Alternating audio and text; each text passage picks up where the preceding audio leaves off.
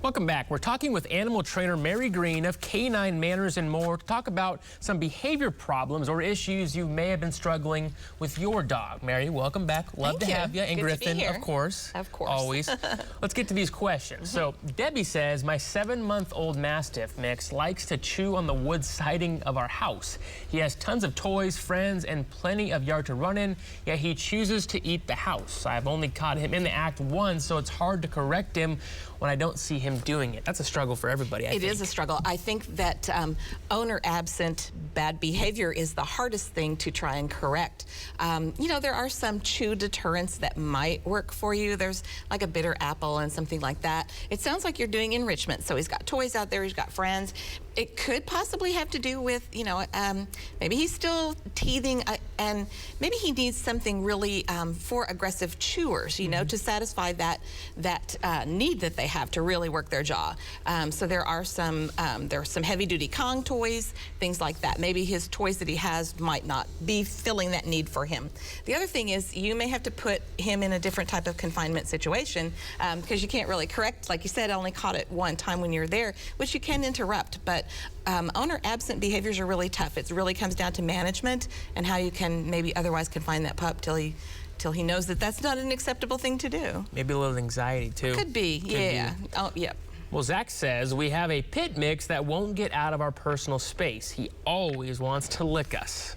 That's what they do. Some people love that. I know. They are big, big lovers, that's for sure. One thing that you could do would be to maybe teach him to bring you a toy. You know, if he's got something else in his mouth, it's pretty hard to be licking on you. So I like to do a game where we name the toys, and then we send the dog on toy patrol to get a specific toy. But there's the pitties are just, they like big, you know, they like big love, they like hugs, and they do like to lick. Yeah, some dogs do that as it's appeasement. It may be grooming you. You know, there's just various reasons why they do that. So best to try and redirect it to put something else in his mouth.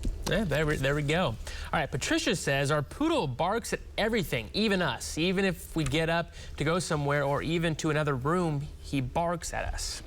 What do you do? That's a tough one. I think that I'd probably first maybe have a visit with the vet. Maybe the dog has, like you said, maybe some anxiety going on. Maybe there's something with his vision or his hearing that's not quite right. Could be a senior dog. If it's a senior dog, they have kind of a canine cognitive disorder, and actually younger dogs can have it too, but senior dogs really do kind of struggle with that.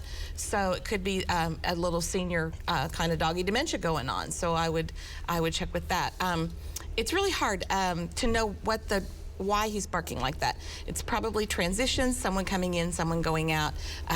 You might be able to put the bark on cue. So if you can teach a dog to bark on command, then you can teach them not to bark on command, but you have to be there with a no bark cue for them. So if you can turn the switch on, you can turn the switch off. These are some tough questions today. I know, I love it.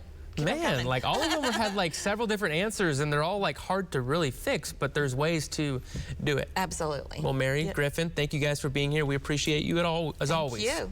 Well, if you have any questions for Mary about training your dog, just send us an email at noonshow@griffin.news.